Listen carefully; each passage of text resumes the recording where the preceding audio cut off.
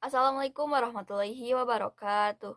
Perkenalkan, nama saya Uzira First Nur Fatimah dari kelas 10 IPA 1 SMA Negeri 1 Ciawi.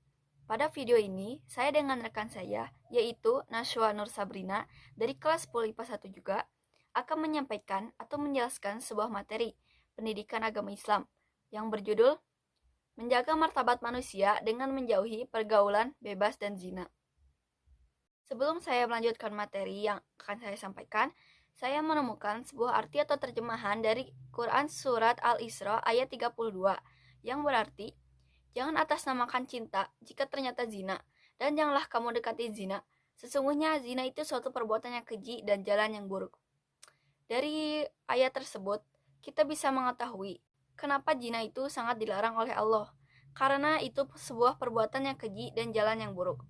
Kenapa zina bisa disebut perbuatan yang buruk? Itu karena pengertian zina adalah perbuatan persetubuhan antara laki-laki dan perempuan yang dilakukan tanpa terikat hubungan pernikahan atau perkawinan. Secara umum juga, zina tidak diartikan di saat manusia telah melakukan hubungan seksual saja, tetapi segala aktivitas-aktivitas seksual yang dapat merusak kehormatan manusia termasuk dikategorikan zina.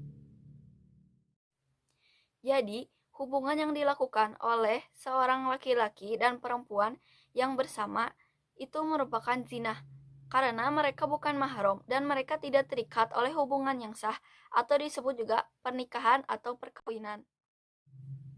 Selanjutnya adalah hukum zina. Hukum zina adalah haram. Kenapa haram? Karena zina merupakan perbuatan yang dilarang oleh Allah dan seharusnya tidak dilakukan oleh umatnya. Tapi masih ada beberapa umat yang melakukan perbuatan tersebut. Padahal sudah jelas-jelas bahwa zina merupakan perbuatan yang dilarang dan Allah sangat tidak menyukainya. Maka dari itu, zina merupakan perbuatan yang sangat dicela agama dan dilaknat oleh Allah. Zina juga termasuk ke dalam perbuatan yang keji dan berdosa besar dan mendapat hukuman berat bagi orang yang melakukannya. Maka dari itu, Allah berfirman, A'udzubillahi minasyaitonirrajim. Bismillahirrahmanirrahim. Wallazina la yad'una ma'allahi ilahan akhara wa la yaqtulunan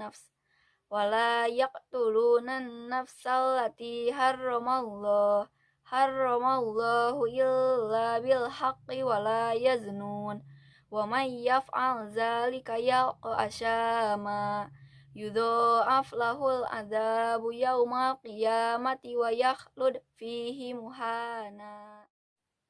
Yang artinya, dan orang-orang yang tidak menyembah Tuhan yang lain berserta Allah dan tidak membunuh jiwa yang diharamkan oleh Allah atau membunuhnya, kecuali dengan alasan yang benar dan tidak berzina. Barang siapa yang melakukan yang demikian itu, niscaya dia mendapat pembalasan atas dosanya. Quran Surat Al-Furqan ayat 68-69. Bisa kita lihat dari firman tersebut bahwa perbuatan zina itu benar-benar atau jelas-jelas sangat tidak disukai oleh Allah. Maka dari itu, kita harus menghindari perbuatan zina tersebut. Selanjutnya ada kategori zina. Zina terbagi menjadi dua. Ada zina alaman dan ada zina luar. Materi yang akan kita bahas terlebih dahulu adalah zina alaman. Zina alaman adalah zina yang biasa kita lakukan dengan panca indera kita. Zina halaman ini ada 4. Yang pertama adalah zina mata. Zina mata adalah ketika kita memandang seseorang diikuti dengan perasaan senang atau hawa nafsu. Dan yang kedua, ada zina ucapan. Zina ucapan adalah ketika kita berbicara atau membicarakan seseorang diikuti dengan perasaan senang atau hawa nafsu. Dan yang ketiga, ada zina tangan. Zina tangan adalah ketika kita sengaja bersentuhan dengan lawan jenis diikuti dengan perasaan senang atau hawa nafsu. Dan yang keempat, ada zina hati. Zina hati adalah ketika kita berhayal dengan seseorang atau lawan jenis diikuti dengan perasaan senang atau hawa nafsu. Kategori zina selanjutnya adalah zina luar. Zina luar ada 2, yaitu zina muhsan dan zina ghairu muhsan. Zina muhsan adalah zina yang biasa dilakukan oleh sepasang suami istri. Dan zina ghairu muhsan adalah zina yang dilakukan oleh sepasang muhrim atau mereka yang belum menikah. Untuk materi selanjutnya akan disampaikan oleh rekan saya yang bernama Nashwa Nur Sabrina. Halo semuanya, perkenalkan nama saya Nasra Nur Sabrina. Di sini saya akan melanjutkan materi yang telah disampaikan oleh rekan saya Uzira. Hukuman bagi orang yang menuduh zina atau qadzaf. Dalam kitab-kitab fikih, menuduh orang lain berbuat zina diistilahkan sebagai qadzaf. Had qadzaf wajib dilakukan terhadap pembunuh berzina jika telah memenuhi syarat-syaratnya, yaitu orang yang menuduh berakal sehat dan balik. Tuduhan tidak terbukti, orang yang dituduh itu jelas keadaan muhsan, berakal sehat, balik, merdeka, Islam.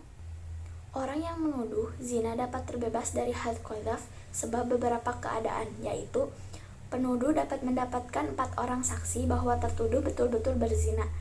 Tertuduh memaafkan dengan li'ran, yaitu sumpah. Ayat-ayat Al-Quran dan hadis tentang larangan mendekati zina terdapat dalam surat An-Nur ayat 2. A'udzu billahi minasyaitonir rajim. Bismillahirrahmanirrahim.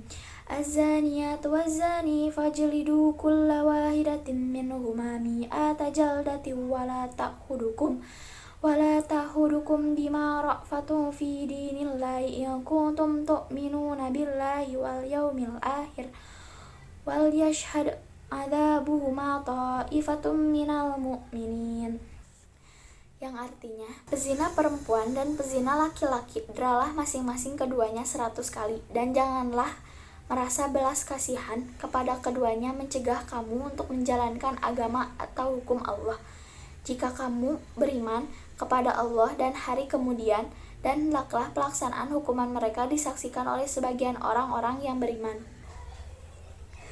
Dan dalam hadis, idza zana rajulu kharaja minhu imanu kana alaihi katullati fa idza qata'a raja'a ilaihi iman. Yang artinya, jika seseorang itu berzina, maka iman itu keluar dari dirinya seakan-akan dirinya sedang diliputi oleh gumpalan awan atau di atas kepalanya. Menerapkan perilaku mulia. Yang pertama, menjaga pergaulan yang sehat. Yang kedua, menjaga aurat. Yang ketiga, menjaga kehormatan. Yang keempat, meningkatkan aktivitas dan rajin berpuasa. Yang kelima, menjaga pandangan. Sekian video dari saya dan rekan saya Uzira. Semoga bermanfaat. Wabillahi taufiq wal hidayah. Wassalamualaikum warahmatullahi wabarakatuh.